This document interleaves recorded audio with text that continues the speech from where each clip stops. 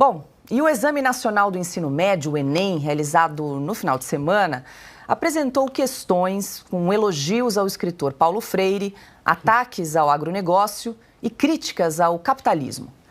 Na questão número 70, a prova alerta para o avanço da soja na Amazônia, que seria responsável pelo desmatamento do bioma e responsabiliza grileiros, madeireiros e pecuaristas. Conforme o gabarito extraoficial divulgado pelo MEC, a resposta que explica o problema é a apropriação de terras devolutas por esses agentes. Já na questão 89, prosseguem as críticas ao agronegócio. A pergunta associa o que chama de lógica do agro a supostas consequências negativas, como a pragatização dos seres humanos e não humanos, e acusa o agronegócio de promover chuvas de veneno e violência contra a pessoa. Adalberto Piotto, começo com você. Nós estávamos comentando que você disse que a sua filha prestou o Enem nesse final de semana, você estava dando uma olhada nas questões. Como treineira, e eu fui ver a prova. Eu confesso a você que foi a primeira vez que eu dei uma olhada numa prova dessa. Eu acompanhava pela imprensa, mas fui ver. Não tem uma questão que faça menção a qualquer um dos sucessos brasileiros, e eles não são poucos na lógica do desenvolvimento brasileiro. De exemplos como, por exemplo, a Embrapa. Eu vou voltar à questão do agronegócio. O agronegócio que é sucesso hoje, vou dar um detalhe aqui, um número. Para se ter uma ideia, a China, dos 100 quilos, 100 toneladas de China, cada 100 toneladas de soja que a China consome, 70% vem do agronegócio brasileiro. 70% vem do agronegócio brasileiro. Isso deveria, inclusive, dar aos brasileiros a condição de que nós somos estratégicos para a China. Nesse aspecto, a China não consegue viver sem o Brasil. 70%. Mas vamos lá. Para se ter uma ideia, só nesse mês de outubro houve uma procura ainda maior pela soja brasileira. Desses dados todos, tudo isso é ignorado pelo Enem. Não só isso, uma série de outras coisas, mas vamos lá. 5,5 milhões de toneladas de exportação só nesse mês de outubro. No acumulado do ano até agosto, dá 93 milhões de toneladas de exportação. 93 milhões de toneladas. 16% de aumento em relação ao ano passado. A exportação de soja, para se ter uma ideia, foi de 48 bilhões de dólares. Eu só não tenho certeza se esse dado é com todos os grãos ou só de soja, mas o acumulado só de 2023. E os dados são até agosto, janeiro, agosto, não levam em conta o mês de outubro ainda. Se eu tenho esta realidade, essa é uma pergunta para falar para o menino do Enem, porque provavelmente alguns ali vão ser engenheiros, alguns ali vão ser comerciantes, administradores, e eles precisam saber o país onde eles vivem. O país onde eles vivem hoje é um sucesso do agronegócio pela competência, sobretudo da tecnologia brasileira, porque tudo isso foi desenvolvido pela Embrapa. A Embrapa é feita de pesquisadores brasileiros. Coisas que são feitas lá do interior de onde eu venho, da Exalc, na Escola Superior de Agricultura Luiz de Queiroz, que dá boa parte desses números, referencia inclusive o agronegócio brasileiro. Tudo isso é sucesso no mundo. Aqui eu tenho o formulador da prova, que faz, obviamente, ele sabe qual é a resposta que tem que ser certa.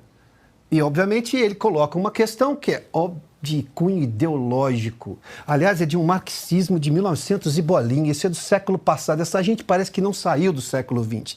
Com todas essas evidências, com todos esses dados eloquentes sobre o sucesso brasileiro, não, eu vou lá e vou simplesmente malfadar o agronegócio brasileiro. Essa gente que está aí hoje, vamos imaginar, aquilo tinha, se não me engano, as provas tinham cores diferentes ali. Boa parte da tinta que se usa para qualquer coisa no Brasil, ela é importada. É petroquímico, né? É indústria petroquímica.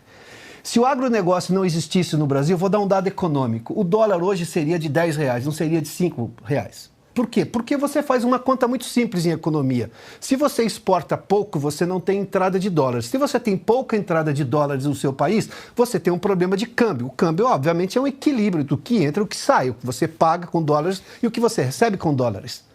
Essa gente que faz uma crítica ao agronegócio brasileiro dessa maneira, ignorando todos os dados, e eu só dei alguns aqui, são muito mais do que isso, simplesmente fogem, é um negacionismo do desenvolvimento brasileiro em nome de uma causa que eu não faço a menor ideia qual seja, que por acaso me parece apenas o objetivo de doutrinar jovens.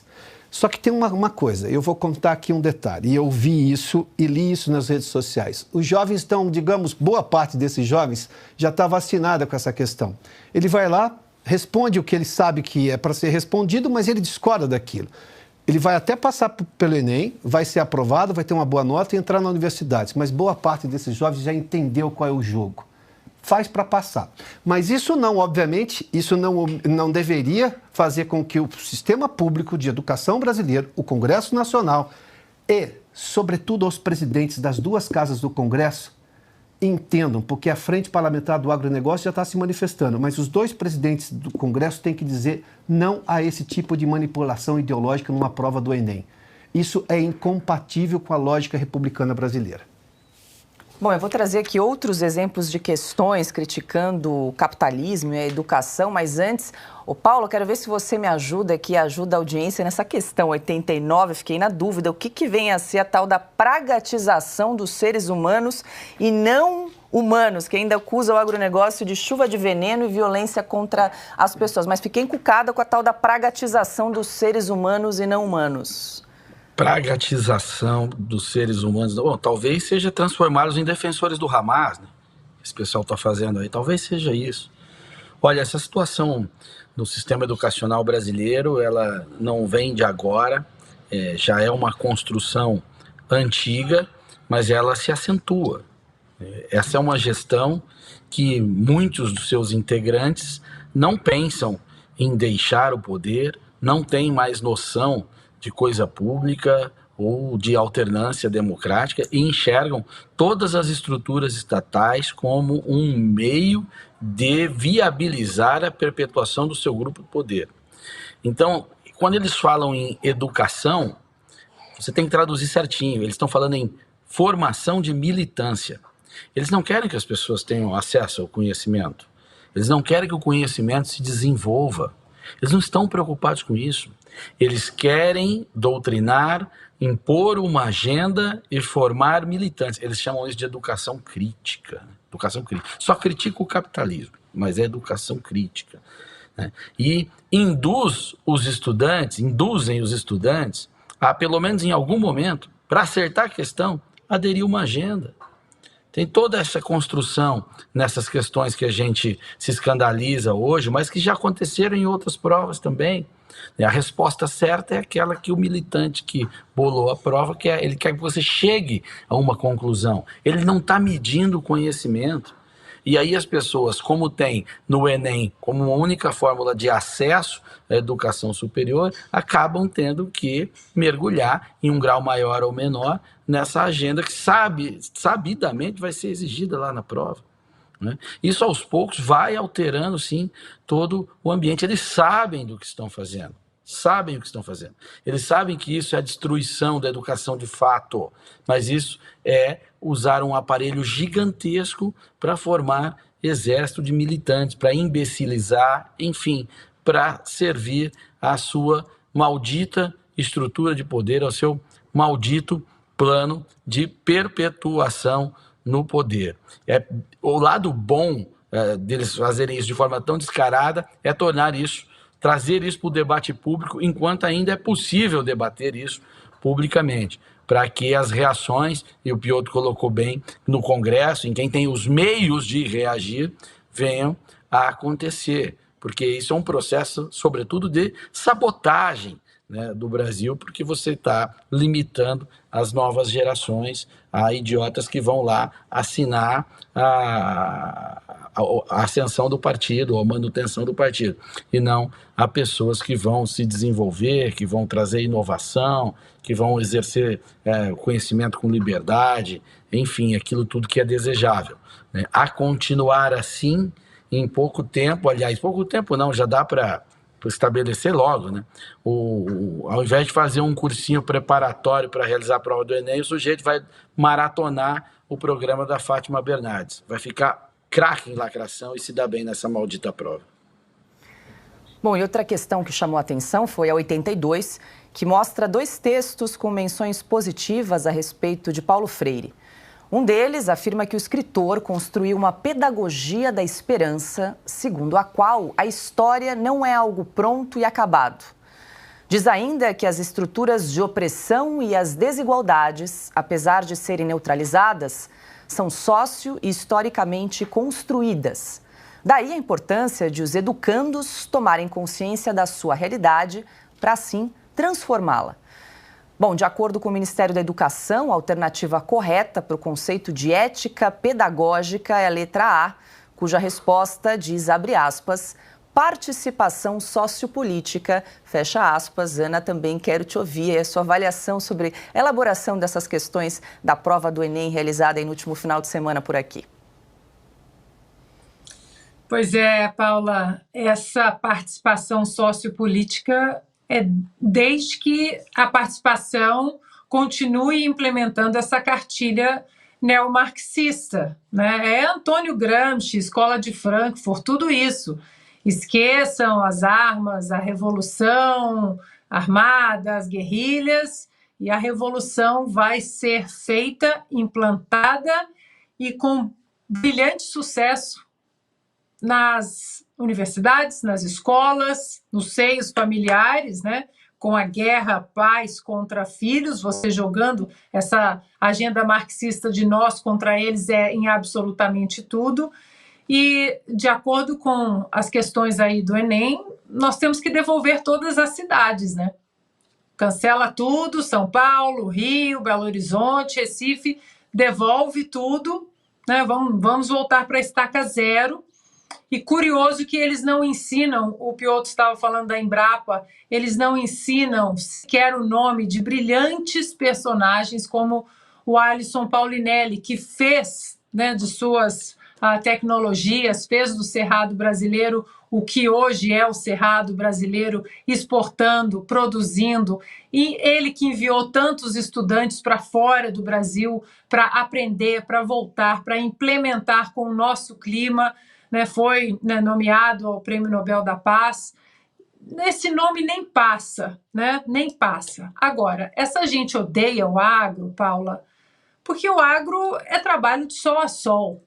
Trabalho, é meritocracia, é suor, sangue, lágrimas, família trabalhando, não tem nada dado de mão beijada, né?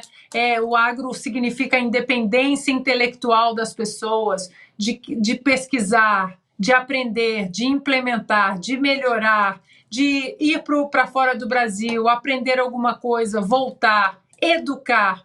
É por isso que essa gente odeia o agro. Odeia, por causa dessa independência toda, principalmente intelectual. Para fechar meu comentário, Paulo, aqui nós adoramos dados, né? Porque contra fatos não há argumentos, muito menos militância e ativismo. A produção brasileira de grãos, peguei agora no site da Associação Brasileira de Agricultura, segundo o levantamento da safra de 1990 a 2023, nós crescemos 440%, né, na safra, enquanto a área plantada cresceu apenas 103%. O agronegócio, claro, sabemos muito bem, tem sido uma das âncoras, né, da economia brasileira, isso já há muito tempo, e é por isso que a esquerda também odeia o agro, eles não conseguem colocar as mãos nessa independência. E a participação do setor na composição do nosso PIB, Paula, é de 24,8%. Né? Ou seja, o agro é responsável pela geração de mais de 20% de todos os empregos no país. E para finalizar, o saldo da balança comercial do Brasil só é positivo graças ao agro. Em 2022, o superávit foi de 62 bilhões de dólares, mas a do agronegócio foi bem maior, foi de 142 bilhões de dólares, porque os outros setores, indústria e serviços, eles foram deficitários em 80 bilhões de dólares. Então é isso, Paula, contra fatos não há argumentos, então você tem que começar a doutrinar na escola, e já dizia Goebbels, né? Quem sabe se você repetir uma mentira 1000 vezes, ela vire verdade. No caso do agro, a independência intelectual é um freio nisso, e eles detestam essa gente por isso. Bom, e a prova do Enem também trouxe críticas ao capitalismo.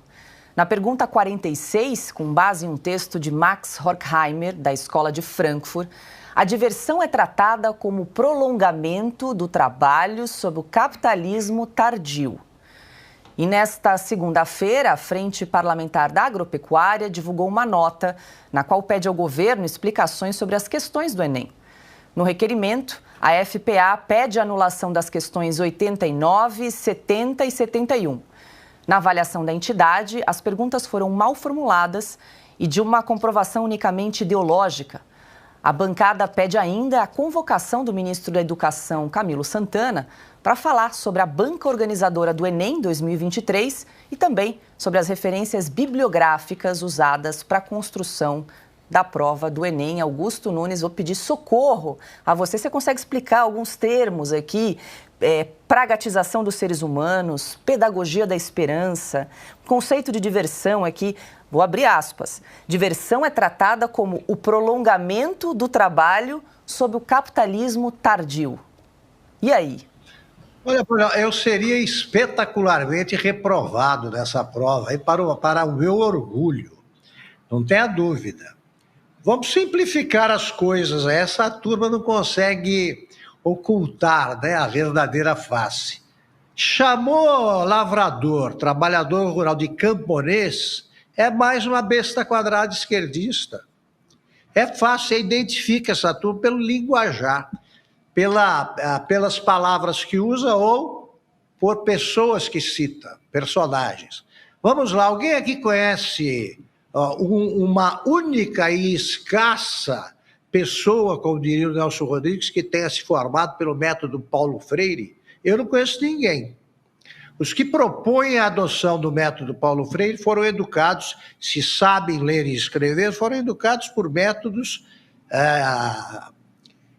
que não tem nada de exóticos, não, são métodos normais. Agora, começa a dizer, não, porque o Paulo Freire, ele ensina, é só para pobre, sempre só serve para pobre. Então, ele ensina para o menino que, usando como elementos assim, a falta d'água, o córrego seco e por aí vai. Eu não sei de ninguém que aprendeu com esse método. Eu prefiro a cartilha Caminho Suave, acho muito mais eficiente que esse negócio aí. E todos eles saem do método Paulo Freire, essa turma que fica pregando, fica difundindo as maravilhas do método, é a mesma turma que quer inventar a linguagem do todes. Não tem sentido. Não tem sentido. Então não vale a pena perder tempo com esses caras que seriam reprovados aí nessa própria prova aí. Eles não sabem nada. Eu me lembro que o Zé Serra confessou numa visita a uma fazenda e que ele viu uma vaca pela primeira vez aos 55, entre 55 e 60 anos. Esses caras aí são incapazes de distinguir uma jaca de um morango. Eles só sabem que tem que ser autossustentável, não pode ter nenhum componente tóxico, isso eles sabem, mas eles não conhecem a vida, eles não conhecem e deixam perplexos os que têm de se submeter a esse tipo de exame. Eles nunca mostram a cara, compreensivelmente, pode ver. Tem dois tipos de brasileiro que não mostra a cara quando surge a polêmica.